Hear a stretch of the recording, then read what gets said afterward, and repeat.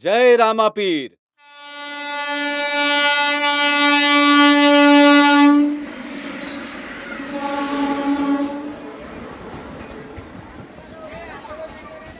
પવિત્રતાનો સંદેશ એટલે રામદેવરા.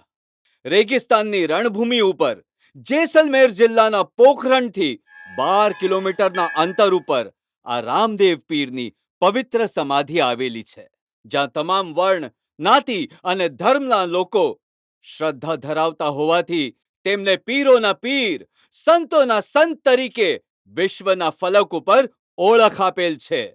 એમનો જન્મ 14મી સદીમાં તંવર રાજપૂત રાજવી પરિવારમાં પ્રગટ સ્વરૂપે થયેલ હતો. તેથી જ તેમની પૂજા લોકનાયક દેવતા, કલયુગના દેવાધિદેવ તરીકે કરવામાં આવે છે. તો ચાલો જોઈએ એમનું જન્મસ્થળ. આ મહાપુરુષનું જન્મ બાડમેર જિલ્લાના ઊંડુ કાશ્મીર ગામમાં થયેલ છે. હાલમાં જ ત્યાં બાબાનું ભવ્યાતિ ભવ્ય મંદિરનું નિર્માણ કરવામાં આવેલ છે, જે મંદિરના આપની સમક્ષ આજ રોજ દર્શન કરાવી અમો ધન્યતા અનુભવીએ છીએ.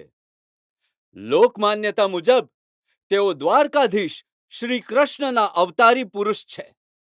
તેમની સમાધિ પાસે દર વર્ષે ભાદરવા સુદ એકમથી પૂનમ સુધી મેળો ભરાય છે, જેમાં પંજાબ, હરિયાણા, રાજસ્થાન, ગુજરાત, એમપી વગેરે ભારત દેશના વિવિધ સ્થળોથી શ્રદ્ધાળુઓ બાબા રામદેવજીના આશીર્વાદ મેળવવા પધારે છે. આ પવિત્ર ભૂમિ ઉપર વિશા ઓસવાલ સમાજના આરાધ્ય દેવતા કુળદેવી માતાજી સચ્ચા માતા ઓશિયાજીમાં બિરાજમાન છે. તેમજ પ્રાચીન જૈન મંદિર પણ ઓશિયાજીમાં જ મૂર્તિમંત છે, જેના પણ આજ રોજ આપને દર્શન કરાવી અમો પુણ્યશાળી બન્યાનો આનંદ અનુભવીએ છીએ. બાબાના દર્શને જતા ઓશિયાજીથી જતા રસ્તામાં જ ઈચ્છાપૂર્ણ બાલાજી તથા નવગ્રહ મંદિર તેમજ વિશાળ ગૌશાળા અફાટ રણમાં અબોલા જીવને શાતા પહોંચાડી રહેલ છે, જેના મહંત વિશ્વવિખ્યાત જ્યોતિષી ઓમપ્રકાશ બિશ્નોઈ સેવા પૂજા કરી રહેલ છે.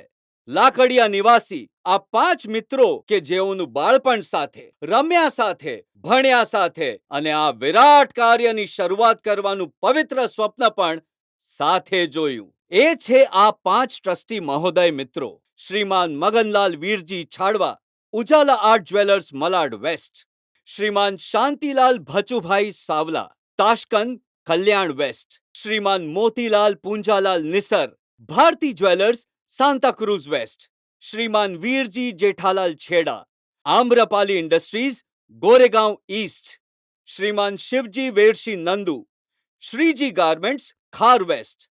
દર્શન વંદન કરી બાબાના આશીર્વાદ મેળવવા માટે રામદેવરા અવારનવાર હુકમ થાય ત્યારે જાય છે. આ દર્શન યાત્રાઓ એવી રહી કે જેમાં એક મધુર સ્વપ્ન સમાજના દર્શનાર્થીઓ માટે જાણે કે રાહ જોઈ રહ્યું હતું.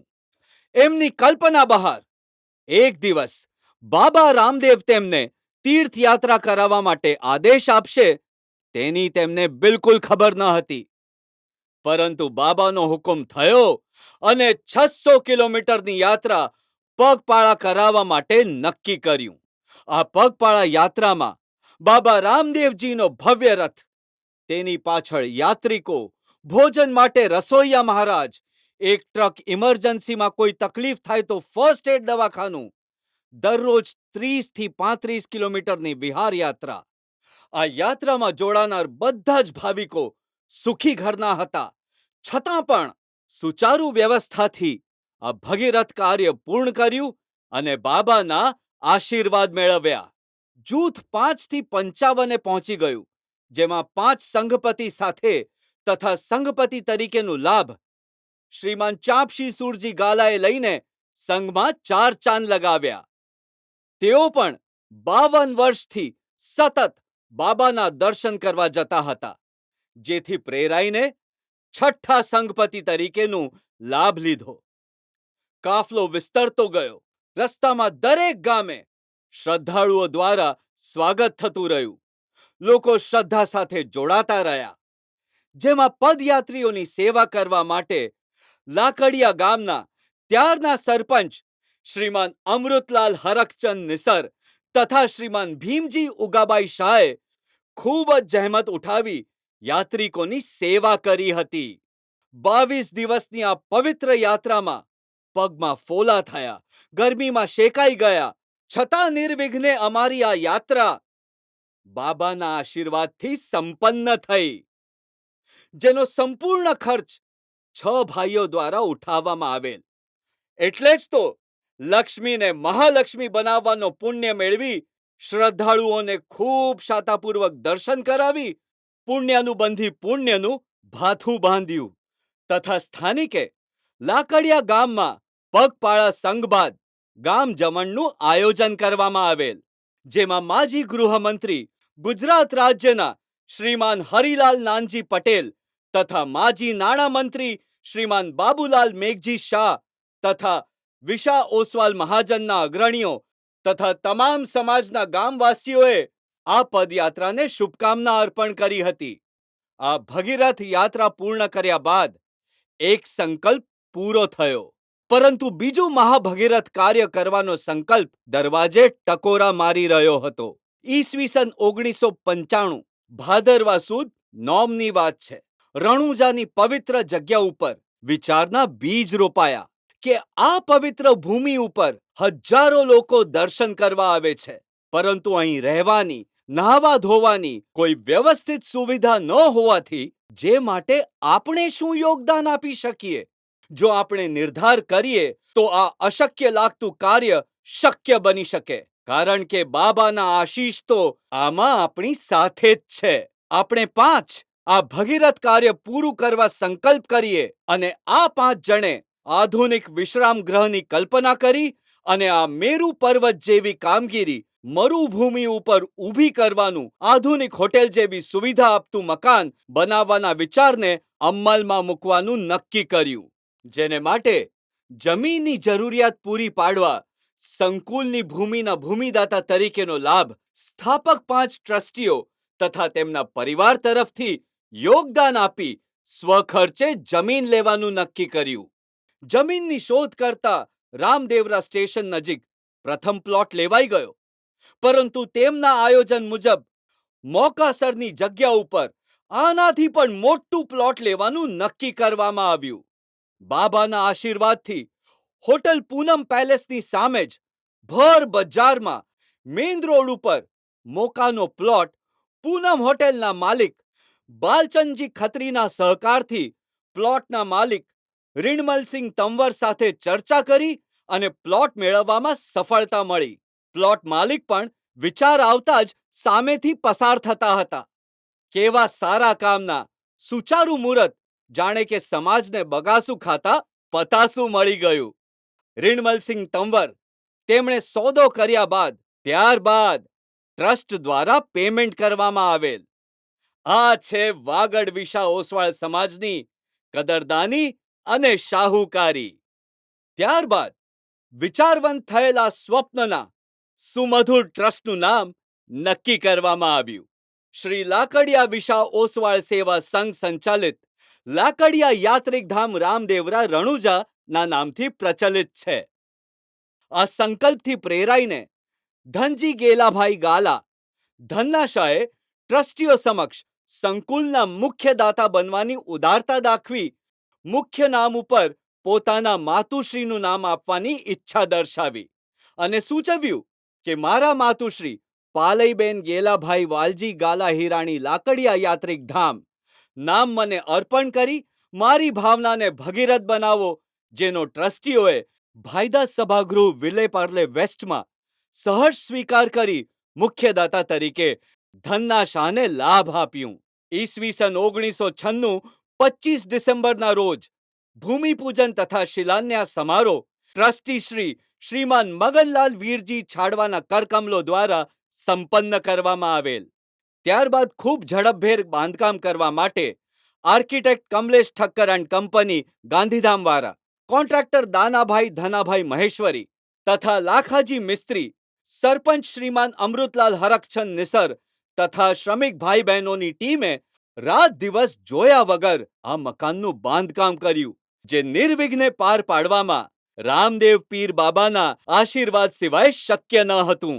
સંકુલનું ઉદ્ઘાટન, પવિત્ર દિન, આટલું વિશાળ સંકુલ આધુનિક સગવડ, 5 સ્ટાર બનાવટ પૂર્ણ થયા બાદ તારીખ 30 ડિસેમ્બર 1997ના રોજ ભવ્યાતિભવ્ય ઉદ્ઘાટન સમારોહ યોજવામાં આવેલ, જે સમાજ શ્રેષ્ઠી શ્રીમાન પોપટલાલ મૂરજીભાઈ બુરીચા સાંતાક્રુઝવાળાના કરકમલો દ્વારા મંત્રોચ્ચાર સાથે સંપન્ન કરવામાં આવેલ અને સમાજ માટે ખુલ્લું મૂકવામાં આવેલ.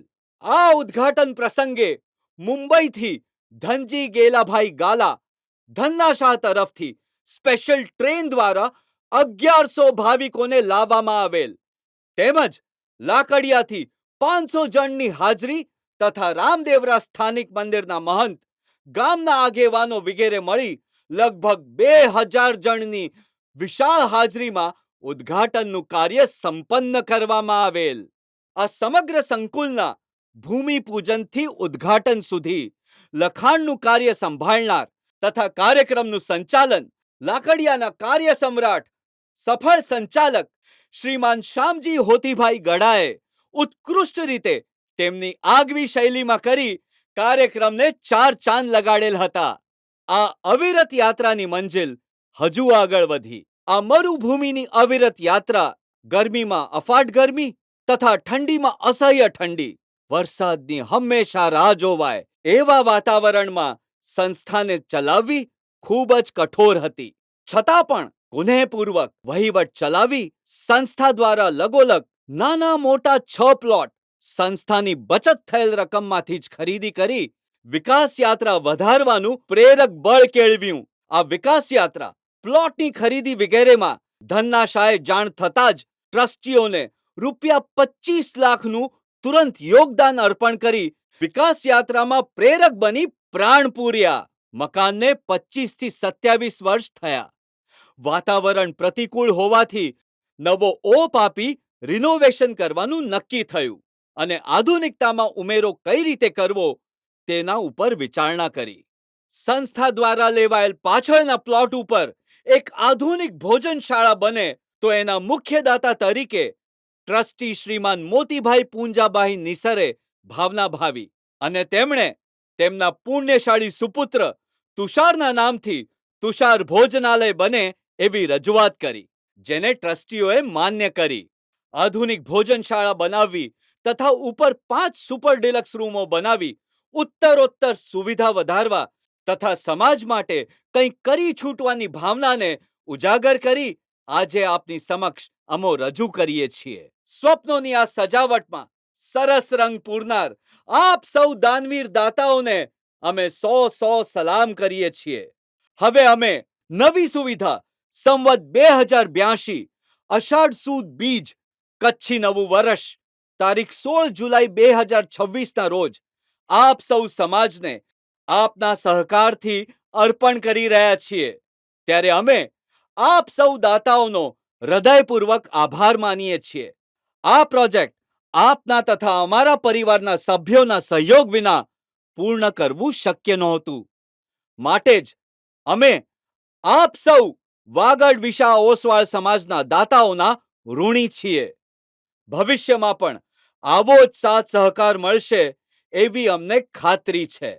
આ અમારું સ્વપ્ન એ કોઈ 5 જણનું નથી, પરંતુ સમગ્ર વાગડ વિશા ઓસવાળ સમાજનું છે, જે કાર્યમાં અસીમ આશીર્વાદ બાબા રામદેવજીના સાંપડ્યા છે તે આપણા સૌને માટે પ્રેરણા સ્વરૂપ છે. એમની કૃપા વગર કોઈ પણ કાર્ય સફળ થવું મુશ્કેલ છે. દાતાઓનું દાન અને બાબાના આશીર્વાદ હંમેશા મળતા રહે એવી ભાવના સહ આપ સૌનો આભાર માનીએ છીએ.